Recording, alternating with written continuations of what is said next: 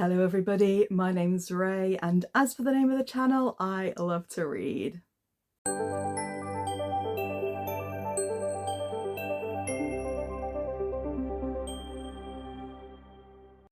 So today I'm here to talk about the Trans Rights Readathon, which started a couple of minutes ago. I'm filming this in the middle of the night. It runs from the 21st to the 31st of March, the 31st being Trans Visibility Day. So the purpose is to read books by trans and non-binary and gender non-conforming writers, and also to read books representing trans, non-binary, gender non-conforming characters. So I've pulled off my shelves a big selection of books, and obviously I've only got 10 days to do it, so I'm not going to be able to read all of them in that time. But it shouldn't just be limited to readathons. Readathons are a brilliant idea to get people reading. They're a brilliant idea to kind of prompt people to read more diversely and, you know, to broaden their reading horizons. But they're not the be all and end all, and we absolutely should be reading books by trans and non-binary authors all year round. Trans rights are human rights, and it is incredibly important to make sure that we are being as supportive, uplifting trans lives, showing that they matter to us, sharing experiences, stories, and just generally representing the vast diversity of gender identities out there. There are so many ways in which trans people are oppressed by society and persecuted by society. Trans Rights Readathon is important in order for us to understand some of the struggle, but also to celebrate trans joy. And obviously the more we can celebrate our shared humanity, the better. One book that I would absolutely recommend to anybody, particularly if you don't know all that much about what it means to be transgender, absolutely pick up The Transgender Issue by Sean Fay. Now, this is an incredibly important book because it centralises the rights and experiences of trans people. Sean Fay makes a case for how whenever we're talking about transgender issues, we're talking about how it impacts society as a whole, and it never really centralises the narratives of the trans people themselves, who are mostly, you know, marginalised and mistreated, and they're the people who are affected most by it. Sean Fay talks about how issues such as homelessness, family rejection, sex work, all disproportionately affect trans individuals, and how, you know, tackling these kind of issues should be absolutely at the front of the agenda in terms of, you know, how we can promote a more inclusive and better future. She busts some of the myths, she explains some of the terminology, and she's very unapologetic about it. She puts it all out there and talks about exactly why we should be centralising trans people rather than kind of debating them from the outside. The books I'm going to talk you through now are books that I haven't read, but they are generally own voices books, and I've got a stack of fiction books and a stack of non-fiction books. These are just ones that I've pulled off my shelves. They're not ones that I've selected especially for the occasion. They were books that are all on my TBR already, and I just wanted to share them with you, try and introduce you to some of the authors, and maybe we can read them together. Let me know what you think. So first author I have on my TBR is Torrey Peters. Now, she is a transgender woman, and it's not her debut novel, but it's the one that kind of really kickstarted her career. So that's Detransition Baby. It is the story of it's about three people, I can't remember exactly, and there definitely is trans representation, but they decide to bring up a baby together as an unconventional family unit. And this book is, I did start reading it a while back. The writing was very accessible, it was very readable, almost like you're talking to a friend. I love the cover as well, I love pink. It seemed to be, you know, kind of no nonsense prose, telling it how it is, And yeah, so Detransition Baby, it was longlisted for the Women's Prize for Fiction 2021, and Torrey Peters has been very well acclaimed critically. And I showed you this one in my previous Manchester video. This is Stag Dance. This is her follow-up novel, not a sequel, not related, I believe. It has a wonderful pink edge. And this is a quartet of tales, again centralising trans experiences. And I think part of it's some lumberjacks having a dance where some of them are going as the women, and kind of subverting gender expectations that way.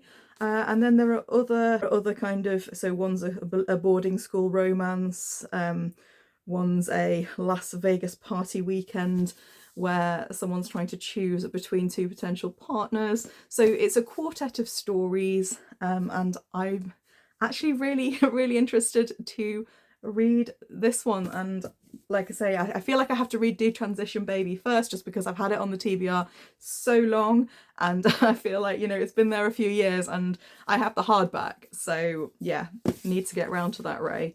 So I'm hoping this will be a good opportunity to do so. I've heard very good things and I'm excited to yeah, to see where those stories go. Next on the pile, and this is the book that has been chosen by my book club, and I say my book club as basically just me and my mum and Hedvig. Hello, ladies! I told them that they were joining me for the Trans Rights Readathon, and they were very happy to get on board. And of the books that I suggested, this is the one that appealed to them. It's by Camila Sosa Vilada, who is an Argentinian transgender author. And this is a book set in, I believe, the 80s. And it's about a group of sex workers who find an abandoned baby boy, and then go ahead and bring him up. So I'm very interested for the perspectives on sex work and the transgender experience, because I think this was, I'm not sure whether it was written a long time ago or if the author has written about her past, but yeah, I'm looking forward to seeing where this one goes as a story. I got this one from, I think it's Virago. Is it Virago Press? Yeah, I bought a big stack of books from them, so that was one of the ones that came with it. An extremely popular transgender, non-binary author, Akwaeke Emezi. They are very popular, very well known for both their literary fiction and for their romance. I read their book, You Made a Fool of Death with Your Beauty. That was, I think there was a lot of sex in that one. But I haven't read their literary fiction yet. So Freshwater, I think, was their debut. And I don't know much about it, but it seems to be about someone who has developed kind of alter egos, multiple personalities, as a way of dealing with trauma. And these personalities then take on a more kind of solid aspect after Ada, who's the main character, moves away, after Ada heads to college. So yeah, so Freshwater. Emezi's written a lot of books that have been very popular. For example, The Death of Vivek Oji and Pet, which I think has representation of a non-verbal character, which, if you guys are doing the reading challenges, that was a prompt for a couple of them, I think. So that is definitely on my list. While we're talking about Akwaeke Emezi, I also have their poetry collection, Content Warning Everything, and that's a very short book. I did start to read this, I think, a while back.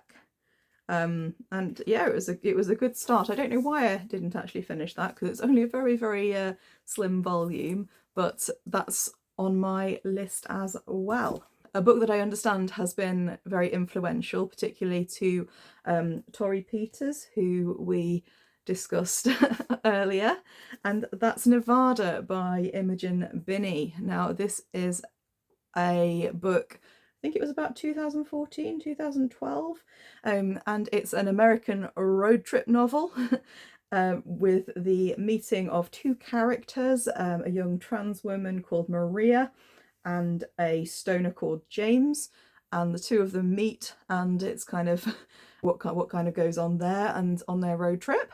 Imogen Binney, again, transgender woman. I've been told that this was quite groundbreaking, so I'm excited about that. I particularly love the cover. I don't know whether I've read road trip novels before. I've read American novels where there's a lot of road stuff. I've read books that have kind of started off with road trip elements. Rabbit Run? Rabbit Run by John Updike. There was a lot of driving away in that. Stop talking about road trips now. I've heard this one's good. A coming of age novel, I've been told, by non-binary author Andrea Lawler. Paul takes the form of a morsel girl. This is about, it's set in the 90s, and it's about a person called Paul Polydorus. It says here that he transforms his body and his gender at will in search for belonging and love that travels across America from Iowa City to San Francisco. I don't know whether that's going to involve any road tripping as well, but certainly there is some gender fluidity there. And this has been described as a cult classic. So it's not a book I know much about, but it does come up on several lists as being a good one. So I'm looking forward to reading that one as well. Another coming of age story by, this time by a transgender man, who his pen name is Griffin Hansberry, but I believe he also writes under a different name, Jeremiah Moss. It seems to be a coming of age story of several characters, both in the 80s and the modern age. I don't know much about it. I bought this one, I think, from Waterstones, because the cover caught my eye, and it's called Some Strange Music Draws Me In. So again, another excellent cover. Coming of age story. We're getting a bit more genre fiction now. You will probably have heard me talk about Alison Rumfitt before, particularly if you've been with my channel since the beginning. Alison Rumfitt, another trans author, she is fantastic. This is Tell Me I'm Worthless, which is her debut.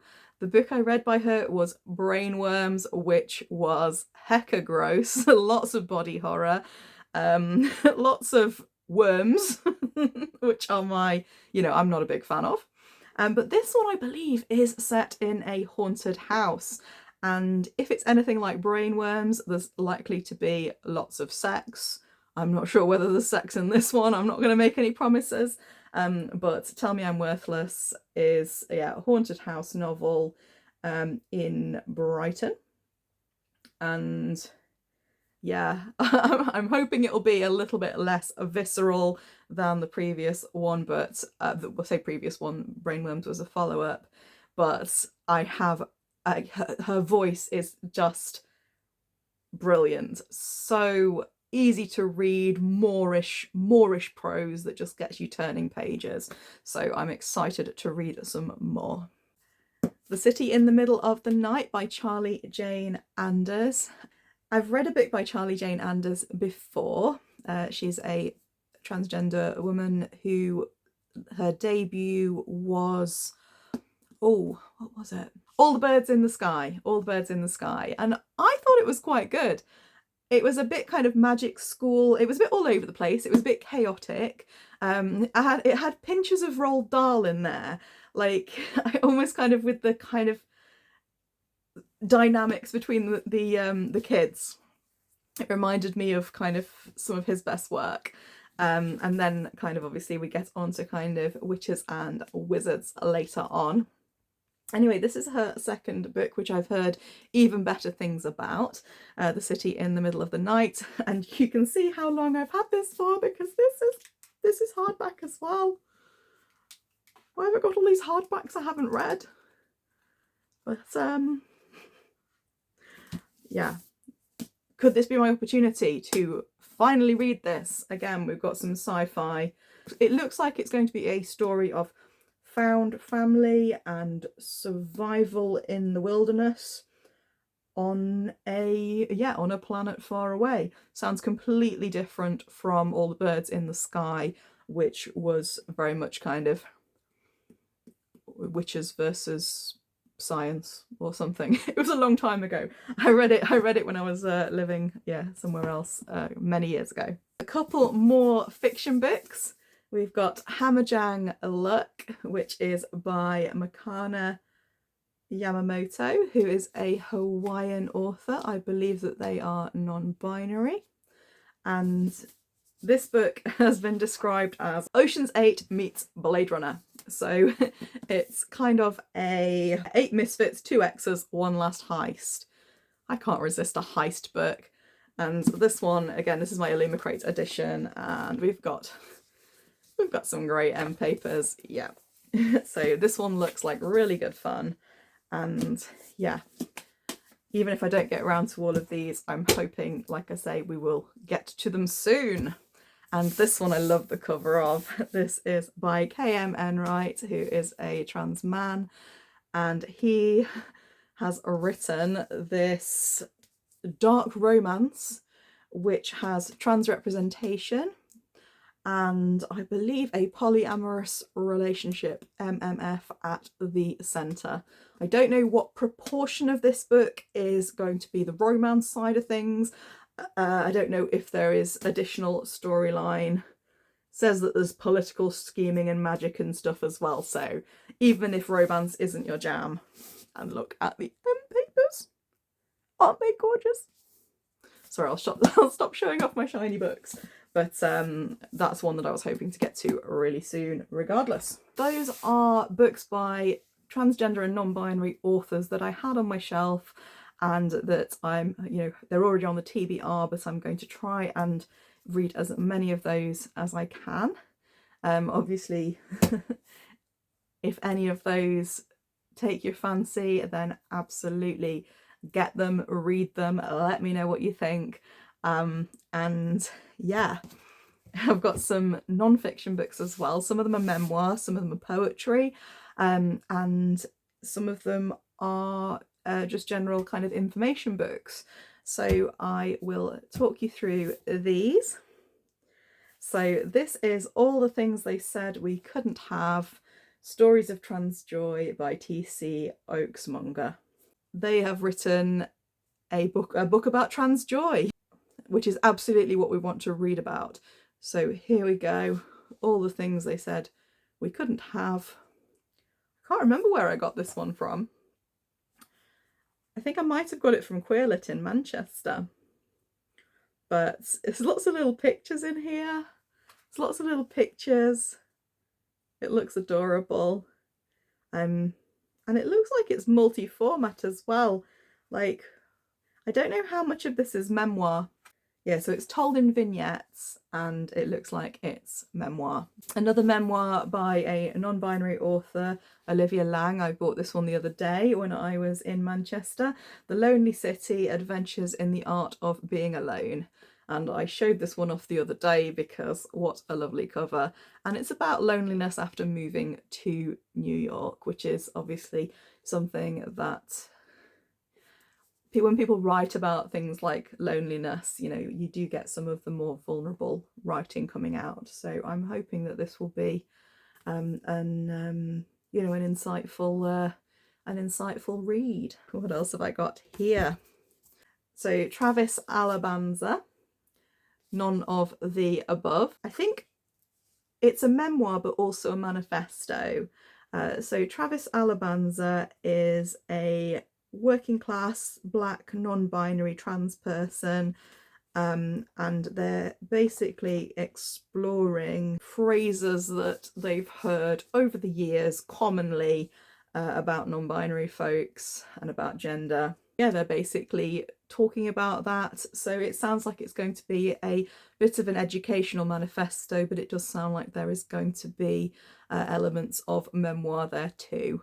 And I've heard great things about the author. It's something that's been that I've heard in talks from other authors. They've mentioned them. So yeah, another memoir, memoir with kind of informative aspects to it as well. This book here, I think, is a more subversive and artistic artistic work. So this one is called Please Miss, A Heartbreaking Work of Staggering Penis by Grace Lavery, which is a brilliant title for a book. I absolutely love it. And this, I believe, is written in kind of multiple different ways, so as conversations, essays, that kind of thing. Yeah, so it's a memoir of gender transition, but also Grace Lavery has recovered from drug addiction as well, so obviously that plays into her narrative. Yeah, it's got mixed reviews, but when you've got a book that's artistic, you know, you're always gonna have differing opinions, and that's usually a sign that a work is good. This one is purely a work of non-fiction, The Gender Games by Juno Dawson, who is a transgender woman, and she is basically talking about gender to the general public, trying to explain and educate, basically. I saw Juno Dawson on University Challenge, so yep, I do love a bit of University Challenge, so yeah, she's super cool for being on that. That's like, oh, I wish I had done something with my my life that, like, you know, people would want to put me on University Challenge. I want to have a go. She has written all sorts of books, including I think what's it called? Her Majesty's Royal Coven, I think it's called. There's like a series of young adult fantasy books, I believe. And they look interesting. I don't have them. Maybe I should buy them. And finally, we have a work of poetry with kind of some poetic prose thrown in there as well. Kai Cheng Tom is a Chinese Canadian transgender woman, and her memoir is very much kind of, so it looks like prose, but it's found in the poetry section. So I think it's a combination of kind of poetic prose, like Maggie Nelson's Bluets, for example. You know, it's written in chunks rather than verse. And I love this kind of book. So it's called Falling Back in Love with Being Human, and it's ditty. It's a little ditty book. Letters and poems, and, you know, just the sort of thing that I tend to eat up. So I'm very excited to read that too. I'm spoilt for choice. I have so many books by so many marvellous, remarkable transgender authors of all genders, and I'm very excited to get stuck into some of them. I do have quite a lot going on in the next week as well, so I'm just going to have to be kind of juggling reading with everything else that I've got going on. But oh, I am excited, and it is past midnight, so we're officially in the readathon. We're in the readathon. But as I said before, it's important to read widely, to read a whole load of voices, and to keep that going all year round. We absolutely should be doing everything we can to support our transgender siblings. It's been a pleasure. What are you reading? Drop your recommendations in the comments. I'm always looking for new recommendations, and I hope that some of you will pick up some of these that I've mentioned today. Guys, I almost forgot to mention Sean Fay has a new book out, Love in Exile, which I believe is her own personal experiences when it comes to kind of love and romance, which is I think it's a non-fiction book. Obviously she is the author of The Transgender Issue, and which I recommended at the beginning of the video. So this is one that I'm looking most forward to reading, and I can't believe I don't know, I think it must have just found its way into one of my other piles. It's delightfully pink as well, so I love that. Anyway, take care and happy readathon, everybody.